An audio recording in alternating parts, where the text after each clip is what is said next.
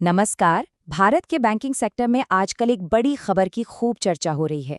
ये खबर है देश के दो बड़े सरकारी बैंकों के विलय की। और इस खबर ने आप समझिए बाजार से लेकर पॉलिसी मेकर्स तक सबका ध्यान अपनी तरफ खींच लिया है। तो चलिए आज इसी पर बात करते हैं और समझते हैं कि आखिर हो क्या रहा है। तो खबर ये है कि सरकार यूनियन बैंक ऑफ इंडिया और बैंक ऑफ इंडिया के विलय यानी मर्जर पर गंभीरता से सोच रही है। अगर ऐसा सच में होता है तो ये इंडियन बैंकिंग की पूरी तस्वीर को एक बार फिर से बदल कर रख सकता है। पर सवाल ये है कि ये बात अचानक से आई कहाँ से? असल में ये कोई अचानक लिया गया फैसला नहीं है। ये सरकार की एक बहुत बड़ी और सोची समझी स्ट्रैटेजी का हिस्सा है। सरकार का मिशन बिल्कुल साफ है। देश में बैंकों की संख्या भले ही कम हो, लेकिन वो इतने मजबूत हों कि भारत की बढ़ती इकोनॉमी को सपोर्ट कर सकें और हाँ, ग्लोबल लेवल पर भी मुकाबला कर पाएं। देखिए, ये कहानी कुछ साल पहले शुरू हुई थी। 2019 में सरकार ने एक बड़े कंसोलिडेशन का ऐलान किया, कई सरकारी बैंकों को मिलाकर बड़े और मजबूत बैंक बनाने का। फिर 2020 में इसका पहला फेज पूरा भी हो गया, जिसमें आपको याद होगा खुद यूनियन बैंक में आंध्रा बैंक और कॉर्पोरेशन बैंक का विलय हुआ था। और अब जिसे राउंड 2 कहा जा रहा है, उसकी चर्चा जोरों पर है और इसके सेंटर में है यही दोनों बैंक। तो चलिए अब जरा ये देखते हैं कि इस खबर का असर फौरन बाजार पर कैसा पड़ा है और इन बैंकों की अपनी फाइनेंशियल हेल्थ यानी बही खाते क्या कह रहे हैं। तो जैसे ही ये मर्जर की बातें सामने आई, शेयर मार्केट ने कह सकते हैं काफ़ी पॉजिटिव तरीके से रिएक्ट किया। पिछले कुछ ही दिनों में यूनियन बैंक का शेयर 3.5% ऊपर गया और बैंक ऑफ इंडिया का भी 1% से ज़्यादा। और अगर पूरे साल की बात करें तब तो रिटर्न्स और भी शानदार हैं। तो सवाल ये उठता है कि आखिर निवेशक इस खबर को लेकर इतने खुश क्यों दिखाई दे रहे हैं। लेकिन अगर हम हाल के तिमाही नतीजों पर नजर डालें तो तस्वीर थोड़ी और इंटरेस्टिंग हो जाती है।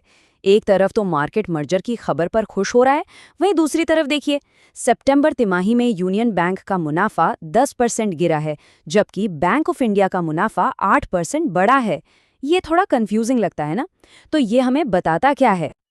चलिए थोड़ा और अंदर झांकते हैं। दोनों बैंकों की जो मेन कमाई होती है, जिसे नेट इंटरेस्ट इनकम या एनआईआई कहते हैं, उसमें हल्की सी गिरावट आई है। लेकिन यहाँ एक बहुत बड़ी और पॉजिटिव खबर छिपी है। वो ये कि दोनों ही बैंकों के एनपीए यानी नॉन परफॉर्मिंग एसेट्स, जिसे हम आम भाषा में फंसा हुआ कर्ज कहते हैं, उसका रेशो काफ़ी सुधरा है।